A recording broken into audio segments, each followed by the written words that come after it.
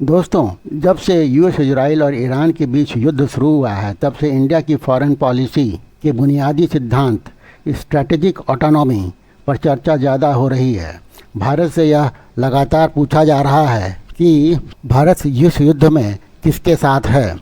वैसे तो इसकी शुरुआत फरवरी 2022 में ही शुरू हो गई थी, जब रसिया ने यूक्रेन पर आक्रमण किया था।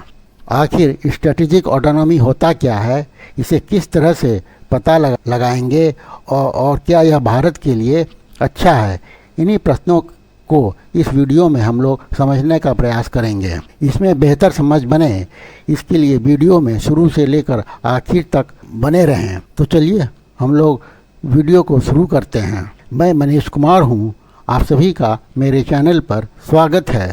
सबसे पहले हम लोग स्ट्रेटेजिक ऑटोनॉमी के बैकग्राउंड को समझेंगे, इसके कॉन्टेक्स्ट को समझेंगे। वैसे तो भारत जब 1947 में स्वतंत्र हुआ, तब से ही भारत की विदेश नीति स्वतंत्र रही है। 1947 के तुरंत बाद विश्व वेस्टर्न ब्लॉक और ईस्टर्न ब्लॉक में बट गया था। वेस्टर्न ब्लॉक का नेतृत्व यूनाइटेड स्टेट्स ऑफ अमेरिका कर रहा था, जबकि ईस्टर्न ब्लॉक को सोवियत रसा लीडरशिप प्रोवाइड कर रहा था।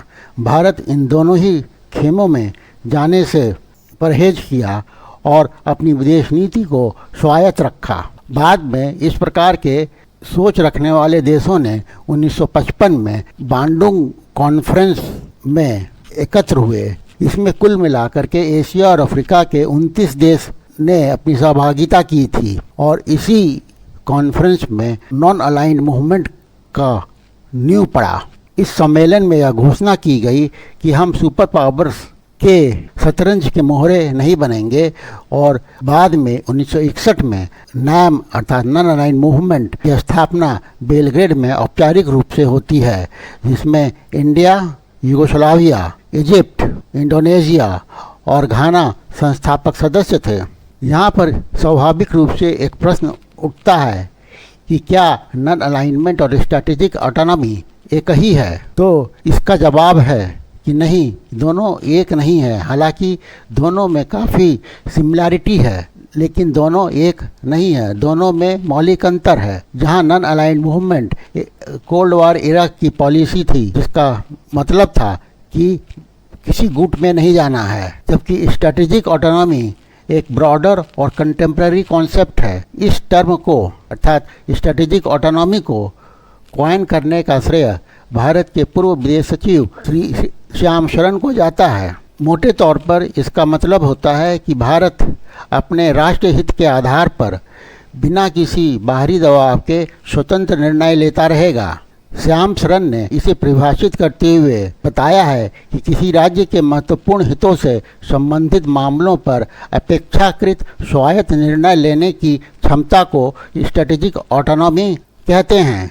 यहाँ पर महत्वपूर्ण और अपेक्षाकृत शब्द महत्वपूर्ण है, क्योंकि सभी हित महत्वपूर्ण प्रकृति के नहीं होते हैं और मल्टी स्टेट लैंडस्केप या परिदृश्य में प्रत्येक हित को पूर्ण मूल्य नहीं दिया जा सकता। दूसरे शब्दों में कहें तो विदेश नीति में समझौते और रियायतें अपरिहार्य हैं, अर्थात अनअवॉइडेबल हैं, लेकिन महत्वपूर्ण हितों के मामलों में नहीं।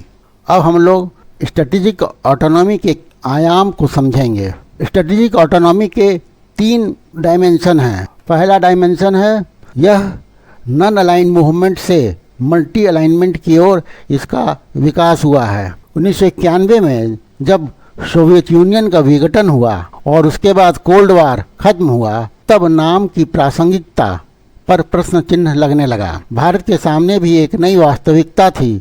यूएस लेड यूनिपोलर वर्ल्ड या एक ध्रुवीय विश्व, जहां यूएस एकमात्र महाशक्ति था। वैसी परिस्थिति में भारत का क्या रुख होना चाहिए? तब भारत ने एक नई नीति अपनाई, जिसे मल्टी अलाइनमेंट कहते हैं। इसका मतलब ये होता है कि भारत एक साथ अनेक देशों के साथ स्ट्रैटेजिक लीडरशिप स्थापित करेगा। अमेरिका के साथ, रूस के साथ, फ्रांस के साथ और गल्फ देशों के साथ भारत एक साथ अपने संबंधों को अच्छा रखेगा। इसे ही मल्टी अलाइनमेंट कहा जाता है। मल्टी अलाइनमेंट यह कहा जा सकता है कि नॉन अलाइनमेंट का एक आधुनिक संस्करण है। 2008 में Bharat US civil nuclear deal इसी मल्टी अलाइनमेंट का एक लैंडमार्क मोमेंट था। स्ट्रेटेजिक ऑटोनॉमी की आर्थिक जड़ें इसका दूसरा डायमेंशन है। साथियों, विदेश नीति की स्वायत्तता केवल कूटनीतिक बयानबाजी नहीं होती, इसके लिए आर्थिक शक्ति भी आवश्यक है। भारत की जीडीपी लगभग 3.7 ट्रिलियन डॉलर है, जो भारत को 5वीं बड़ी अर्थव्यवस्था बनाता है। परचेजिंग पावर पैरिटी के आधार पर भारत तीसरे स्थान पर है। यही आर्थिक शक्ति भारत को यह साहस देती है कि वह रसिया से S-400 मिसाइल खरीदता है, जबकि अमेरिका के कानून CAA-TSA के अंतर्गत प्रतिबंध की धमकी दे रहा हो। यही स्ट्रेटेजिक ऑटोनॉमी का व्यवहारिक प्रदर्शन है। इसका तीसरा आयाम है स्ट्रेटेजिक एम्बिग्यूटी। स्ट्रेटेजिक एम्बिग्यूटी का वर्तमान रूप के संदर्भ में प्रश्न यह है कि क्या मल्टी अलाइनमेंट में भारत की स्वायत्तता बची है। दोस्तों, में भारत में विदेश नीति स्ट्रेटेजिक एम्बिग्यूटी या रणनीतिक अस्पष्टता की है। यह स्ट्रेटेजिक ऑटोनॉमी का ऑपरेशनल एक्सप्रेशन है। उदाहरण के लिए, भारत ने यूएन सिक्योरिटी काउंसिल में रसिया यूक्रेन युद्ध में रूस की निंदा करने वाले प्रस्ताव पर एब्सटेन किया, अर्थात भारत न तो पक्ष में रहा और न ही विपक्ष में। ऐसा क्यों? ऐसा इसलिए कि रूस भारत का पुराना डिफेंस पार्टनर है। S-400, ब्रह्मोस, INS विक्रांत इत्यादि, इन सभी में रूसी तकनीक का इस्तेमाल हुआ है। साथ ही भारत ने रूस से रियायती दरों पर तेल खरीदना जारी रखा है। इससे भारत का इंपोर्ट बिल 18 बिलियन डॉलर से भी ज़्यादा बचा है। दूसरी तरफ यूएस ईरान संकट में भारत ने न तो अमेरिकन ब्लॉकेड का समर्थन किया है और न ही ईरान को ओपनली प्रोटेक्ट किया है। यही स्ट्रेटेजिक एम्बिग्यूटी है, दोनों तरफ से अपने हितों को सुरक्षित रखना। अब हम लोग स्ट्रेटेजिक ऑटोनॉमी के मेन पिलर्स का विश्लेषण करेंगे। पहला पिलर है टेक्नोलॉजी और सप्लाई चेन। कोई भी देश तब तक स्वायत्त नहीं हो सकता है जब तक वह अपने भविष्य की तकनीक को ओन नहीं करता है, अर्थात उस पर उसका मालिकाना हक नहीं होता है। सेमीकंडक्टर्स इसका प्राइम एग्जाम्पल है। माइक्रोचिप का उपयोग टोस्टर से लेकर के मिसाइल में होता है। इसका मुख्य स्रोत ताइवान है। ताइवान के इर्द गिर्द जियोपॉलिटिकल टेंशन की वजह से यूनाइटेड स्टेट्स, यूरोपियन यूनियन और चाइना अरबों डॉलर चिप फैक्ट्रीज लगाने में लगा रहे हैं। इसका दूसरा पिलर मिलिट्री और डिफेंस है। वर्षों तक भारत रूस पर मिलिट्री हार्डवेयर के लिए निर्भर रहा। इसकी कमजोरी को भांपकर भारत अब देश में डिफेंस मैन्युफैक्चरिंग को बढ़ावा दे रहा है और निर्यात के क्षेत्र में भी उतर रहा है। और इसका तीसरा स्तंभ एनर्जी रिसोर्सेज है। यदि अन्य देश आपके देश के पावर ग्रिड को ऑफ कर दें या आपकी फैक्ट्रीज के ईंधन सप्लाई को बंद कर दें या उन पर निर्भर रहें तो स्वायत्तता नहीं हो सकती है। अब हम लोग देखते हैं कि स्ट्रेटेजिक ऑटोनॉमी के संदर्भ में भारत का मेजर पावर, जो प्रमुख शक्तियां हैं, उनके साथ क्या संबंध रहा है। इन देशों में चाइना, यूरोपियन यूनियन, रशिया और यूनाइटेड स्टेट्स ऑफ अमेरिका महत्वपूर्ण है। तो सबसे पहले हम लोग चाइना से शुरुआत करते हैं। चाइना ने 3 प्रमुख मांगे रखी हैं। भारत वन चाइना पॉलिसी का पालन करे या एक चीन नीति का पालन करे। इसका मतलब यह है कि दलाई लामा एवं तिब्बतियों को शरण देना बंद करे तथा ताइवान को मान्यता नहीं दे। इसकी दूसरी मांग है कि अक्साई चीन और अरुणाचल प्रदेश को भारत चीन का हिस्सा माने। और तीसरा, एशिया में संयुक्त राज्य अमेरिका के नेतृत्व वाले चीन को कंटेन या नियंत्रित करने वाली किसी भी संरचना को अस्वीकार करे। भारत ने चीन की मांगों के आगे झुकने से इनकार कर दिया है। केवल चीन को नियंत्रित करने के लिए यूएस लेड किसी भी संरचना को स्वीकार नहीं कर रहा है भारत। लेकिन भारत ने क्वाड के रूप में इंडो पैसिफिक, यूएस, ऑस्ट्रेलिया और जापान के साथ मिलकर साझेदारी की है ताकि चाइना आक्रामक न हो। जहाँ तक यूरोपियन यूनियन का सवाल है तो यूरोपियन यूनियन ने इस संबंध में भारत के समक्ष 2 मुद्दे रखे हैं। ये मुद्दे व्यापार और ह्यूमन राइट्स से संबंधित हैं। यूरोपियन यूनियन रूस यूक्रेन के युद्ध के समय भारत से चाहता था कि भारत रूस से तेल का इंपोर्ट करना बंद करे या कम करे। भारत ने इसे मानने से इनकार कर दिया। जहाँ तक रूस का इस संदर्भ में सवाल है, तो रूस ने पब्लिकली अपनी कोई मांग जाहिर नहीं की है, इसलिए इस पर कुछ भी कहना कंजेक्चर ही होगा, गेस ही होगा, अतः इससे बचने की आवश्यकता है। जहाँ तक यूनाइटेड स्टेट्स ऑफ अमेरिका का सवाल है, तो भारत की रणनीतिक स्वायत्तता के लिए यूएस बहुत कठिन रहा है। पिछले एक दशक में यूएस ने भारत से यूएस वस्तुओं पर उच्च शुल्क समाप्त करने अर्थात हाई टैरिफ को खत्म करने, बौद्धिक संपदा अधिकारों को मजबूत करने अर्थात इंटेलेक्चुअल प्रॉपर्टी राइट को मजबूत करना, रूसी तेल की खरीद बंद करने, रूसी हथियारों की खरीद कम करना, ब्रिक्स में डी-डॉलराइजेशन का भारत विरोध करे, ईरान के साथ संबंध कम करने, तेल खरीदने से लेकर के निवेश को लेकर चाबहार बंदरगाह के विकास और चाबहार जाहेदान रेल लिंक पर अपना निवेश कम करे। इस तरह की मांगें यूनाइटेड स्टेट्स ऑफ अमेरिका की ओर से आती हैं। कुल मिलाकर के भारत अपने रुख पर अडिग है। सिर्फ अपवाद ब्रिक्स और ईरान नीति पर है। भारत ने ब्रिक्स देशों के द्वारा डॉलर छोड़ने का विरोध किया है, लेकिन यह स्पष्ट नहीं है कि यह विरोध अमेरिकन प्रेशर की वजह से है या उसके अपने कारणों से है। ईरान के साथ संबंध भारत ने कम कर दिया है। यूएस ईरान वार में यूएस इजराइल की आलोचना करने से भारत ने अब तक परहेज किया है। अब हम लोग भारत की जो स्ट्रेटेजिक ऑटोनॉमी की पॉलिसी है वह कहाँ तक कारगर हुई है, इसके ऊपर हम लोग बात करते हैं। क्वाड और चाइना का मामला इसमें सर्वप्रथम आता है।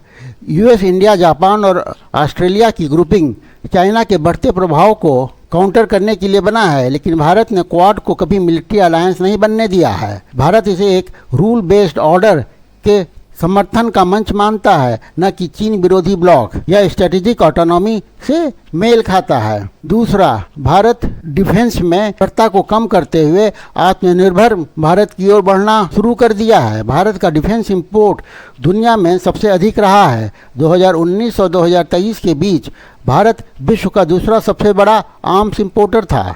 जब तक डिफेंस में भारत आत्मनिर्भर नहीं होगा, स्ट्रेटेजिक ऑटोनॉमी पर प्रश्न चिन्ह लगता रहेगा। इसलिए आत्मनिर्भर भारत में डिफेंस मैन्युफैक्चर पर जोर दिया जा रहा है। 2023-24 में भारत का डिफेंस एक्सपोर्ट 21,083 करोड़ तक पहुंच गया है, जो कि 2016-17 से करीब 30 गुना ज़्यादा है। तीसरा, एनर्जी सिक्योरिटी के साथ संबंध। दोस्तों, यह सबसे महत्वपूर्ण पहलू है। भारत अपनी ऊर्जा ज़रूरत का 85% इम्पोर्ट करता है। जब तक भारत ऊर्जा में आत्मनिर्भर नहीं होगा, तब तक किसी भी ऑयल प्रोड्यूसिंग कंट्री के साथ भारत की विदेश नीति में कॉम्प्रोमाइज़ का खतरा बना रहेगा। इसलिए रसिया से तेल खरीदना, चाबहार पोर्ट डेवलप करना और रिन्यूएबल एनर्जी में 500 मेगावाट की कैपेसिटी टारगेट, ये सब स्ट्रेटेजिक ऑटोनॉमी की रक्षा के लिए ऊर्जा कूटनीति के हिस्से हैं। स्ट्रेटेजिक ऑटोनॉमी की आलोचना भी हो रही है। आलोचकों का कहना है कि स्ट्रेटेजिक एम्बिग्यूटी कभी कभी स्ट्रेटेजिक पैरालिसिस में बदल जाती है। उदाहरण के लिए, म्यांमार में जब सैन्य विद्रोह के बाद भारत की प्रतिक्रिया, या फिर श्रीलंका में संकट में देर से हस्तक्षेप इसका उदाहरण है। क्या इन परिस्थितियों में किसी एक पक्ष का समर्थन करना भारत के दीर्घकालिक हित में होता? इसका कोई स्पष्ट उत्तर देना संभव नहीं है।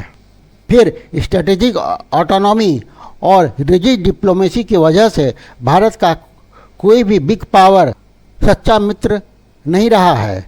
एक और महत्वपूर्ण आलोचना जो होती है वह यह है कि स्ट्रेटेजिक ऑटोनॉमी की वजह से ग्लोबल साउथ के लीडरशिप रोल भारत का प्रभावित हो रहा है। ध्यान रहे कि भारत कोल्ड वॉर एरा में बखूबी ग्लोबल साउथ का या डेवलपिंग वर्ल्ड का नेतृत्व कर रहा था। संबंध में क्या सुझाव दिए जा सकते हैं, इस पर विचार करते हैं। सबसे पहला सुझाव होगा कि डिफेंस में आत्मनिर्भरता को तेज किया जाना चाहिए। भारत को 2029 तक डिफेंस इंपोर्ट को जीडीपी का 0.5% से भी नीचे लाने का लक्ष्य रखना चाहिए। आईडेक्स अर्थात इनोवेशन फॉर डिफेंस एक्सलेंस जैसी स्कीम को और एग्रेसिवली इम्प्लीमेंट करना होगा। दूसरा, नेबरहुड फर्स्ट पॉलिसी को और भी प्रभावी बनाना होगा। भारत के इमीडिएट नेबर्स बांग्लादेश, नेपाल, श्रीलंका, मालदीव्स अगर चाइना की ओर झुकते हैं तो भारत की स्ट्रेटेजिक ऑटोनॉमी की प्रैक्टिकल वैल्यू कम होती है। इसलिए नेबरहुड में इकोनॉमिक और इंफ्रास्ट्रक्चर इंगेजमेंट को प्रायोरिटी देनी होगी। तीसरा, मल्टीलेटरल इंस्टीट्यूशंस में इंडिया की वॉइस बढ़ाना होगा। यूनाइटेड स्टेट्स सिक्योरिटी काउंसिल में परमानेंट मेंबरशिप के लिए प्रयास, G20 की सफल प्रेसिडेंसी और ग्लोबल साउथ की आवाज़ बनना, ये सब स्ट्रेटेजिक ऑटोनॉमी को इंस्टीट्यूशनल स्ट्रेंथ देते हैं। इस पर और अधिक ध्यान देने की ज़रूरत है। चौथा, टेक्नोलॉजी और आर्टिफिशियल इंटेलिजेंस में स्ट्रेटेजिक कैपेबिलिटीज़ को विकसित करना होगा। 21वीं सदी में स्ट्रेटेजिक ऑटोनॉमी का अर्थ केवल मिसाइल्स और टैंकर्स नहीं है। सेमीकंडक्टर की मैन्युफैक्चरिंग, क्वांटम कंप्यूटिंग और आर्टिफिशियल इंटेलिजेंस में इंडिपेंडेंस ही भविष्य का स्ट्रेटेजिक पावर है। और अंत में एनर्जी ट्रांजिशन में गति लाना होगा। जितनी जल्दी भारत रिन्यूएबल एनर्जी में आत्मनिर्भर होगा, उतना ही अधिक विदेश नीति में स्वतंत्रता मिलेगी। निष्कर्ष के तौर पर हम यह कहा जा सकता है कि स्ट्रेटेजिक ऑटोनॉमी भारत की विदेश नीति का न केवल एक सिद्धांत है, यह एक जीवित और विकसित होने वाली स्ट्रेटेजी है जो नॉन अलाइनमेंट से शुरू होकर के मल्टी अलाइनमेंट और अब स्ट्रेटेजिक एम्बिग्युइटी के रूप में भारत की हर कूटनीतिक चुनौती में काम आ रही है। एक तरफ जहां यह नीति भारत को अनेक शक्तियों के साथ एक साथ लाभ उठाने की सुविधा देती है, वहीं दूसरी तरफ इसकी सीमा यह है कि कभी कभी स्पष्ट नैतिक या रणनीतिक स्थिति न लेने के कारण भारत की क्रेडिबिलिटी पर प्रश्न उठते हैं। पर भारत की मल्टी अलाइनमेंट की नीति ने बिगर पावर्स के साथ बैलेंस रिलेशन बनाने में मदद की है। इसी के साथ मैं इस वीडियो को यहाँ समाप्त करता हूँ। यदि आपको वीडियो अच्छा लगा हो, हेल्पफुल लगा हो, तो वीडियो को लाइक करिए, अपने पीयर ग्रुप में शेयर करिए, अपना कमेंट दीजिए और चैनल को सब्सक्राइब करिए ताकि इस तरह के विषयों पर विश्लेषण आपको समय समय पर मिलता रहे। Thank you for watching.